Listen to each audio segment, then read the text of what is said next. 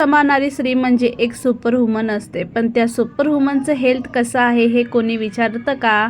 आपण सकाळपासून रात्रीपर्यंत सगळ्यांची काळजी घेतो, नवरा मुलं, पण आपण स्वतःसाठी एक 10 मिनटं काढत नाही देखील आपण मागे पडतो. हे बदलायचं असेल तर तुम्ही ह्या गोष्टी नक्कीच करा.